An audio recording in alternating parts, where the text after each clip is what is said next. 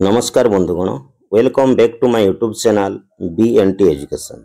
आसंतु आज पुणी एक नवा अपडेट शिशु बाटिका शिक्षण कार्य शिशु बाटिका शिक्षण कार्य पार्ट 4 बा बाल बाटिका एक्टिविटी अर्थात आपण समय सारणी रे केउ पीरियड रे कोन एक्टिविटी करिवे ए शिशु बाटिका पिला मानक पय से संबंध रे सूचना देखंतु पूर्वरु बाल बाटिका समय सारणी आपण पाई सारछंती जदि न पाइछंती मो डिस्क्रिप्शन बॉक्स रे अछि एवं एही समय सारणी अनुसार आमे विभिन्न पीरियड रे कोन एक्टिविटी नवा से संबंधी सूचना मोर पार्ट 1 वीडियो रे आपण मानकर सर्कल समय रे कोन एक्टिविटी नेबे से संबंधी सूचना आपन को प्रदान करा जायछि।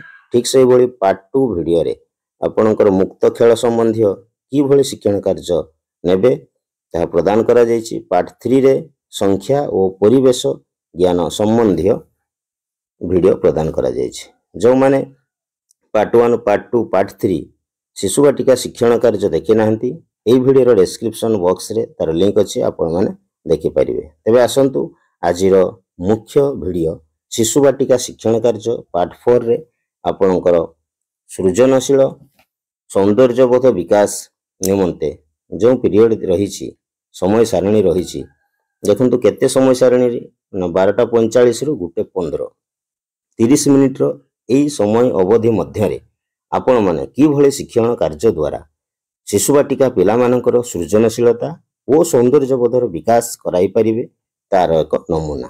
तबे आसंतु विलंब न करी वीडियो को स्टार्ट करिवा। देखंतु ए 30 मिनिट समय रहिछि आपणकर 12:45 रु 1:15 मध्य रे आमे पिला मानकर सृजनशीलतार विकास पई कोन करिवा ना आपण माने जानि छंती कला सौंदर्य सृजनात्मक कार्य जपरि नाटक गीत नृत्य कला हस्तकार्य छोट पिला मानक मध्य अनेक प्रकार कौशल और अभ्यास विकास रे सहायक होय। तेणु यह द्वारा पिला मानकर कल्पना शक्ति सौंदर्यबोध सृजनशीलतार विकास होइता।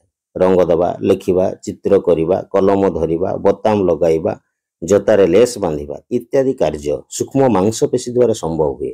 तेणु ए कला संबंधी कौन शिक्षण कार्य नवा देखंतु शिक्षण कार्य 1 एथिरे रहिछि आपनकर शिक्षण कार्य 1 लक्ष्य कौन रहिछि ना भिन्न भिन्न रंग आकृतिर सामग्री को मिसाई कलाज आंगुली छाप चित्र मूर्ति प्रस्तुत करिबा यार प्रस्तुति एवं कौन शिक्षण कार्य नवा पशु पक्षी मानकर रेखांकित चित्र पुराना खबर कागज बॉल इत्यादि ताले केउ प्रक्रिया रे आमे शिक्षण कार्य संपादन करिबा। देखंतु पिला मानक मध्य रे जो कला सौंदर्यबोध सृजनशीलतार विकास पई एही प्रक्रिया रे आमे एक्टिविटी नवा। प्रथमे देखंतु पिला मानकु पशु पक्षी मानकर रेखांकित चित्र देखाई सेगुडिकर नाम पचारि परिबे। पिला मानकु दल रे नहीं प्रत्येक दल को किछि खबर कागज और अठा देबे प्रत्येक पिलांकु रेखांकित चित्र देबे वर्तमान पिलांकु खबर कागज चिरी रेखांकित चित्र रे लगाइबा को कहिबे ए जेभଳି चित्र रे प्रदर्शित रहिछि। एही कार्य रे पिला माने निज हिसाब रे खबर कागज चिरी पारंती शिक्षक पिला मानकर मार्गदर्शन करिवे। भिन्न भिन्न आकृति प्रस्तुत करी एही कार्य करा जाय पारे। आरंभ दिन गुडिकर शिक्षक किछि सरल चित्र नै पारंती जेपरि वृत्त वर्ग त्रिभुज इत्यादि पिला माने प्रस्तुत करिथिबा कॉलेज रे समानकर नाम लेखि श्रेणी गृह रे प्रदर्शन करिवे। जेना संतु परवर्ती शिक्षण कार्य आउ एक नमूना देखिबा। शिक्षण कार्य 2 आस अभिनय करिबा।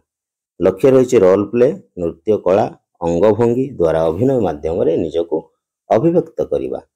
प्रक्रिया दे जाइछि शिक्षक प्रथमे अभिनय करि देखाइबे पिला मानको अभिनयटी कोन अनुमान करिबा को कहिबे जेपरि शिक्षक गोटे खाइबार एक्टिंग करिवे एवं पिला माने कहिबे जे ए अभिनयटी द्वारा पिला माने केउ कामटी बुझि पारले पिला मानको किछि कार्य कहिबे पिला माने सही कार्य अनुसार अभिनय करे जेपरि आपण गुडी उडाइबा काम कहिबे पिला माने तार अभिनय प्रदर्शन करिवे।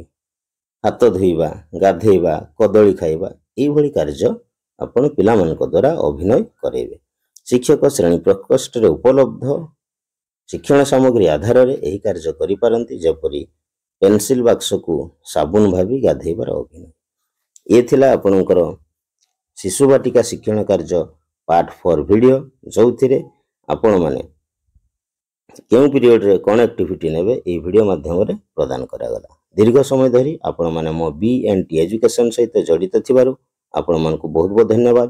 पुणी देखा अन्य एक वीडियो रे, सेतेबेले पर्यंत विदाय। जय जगन्नाथ, नमस्कार।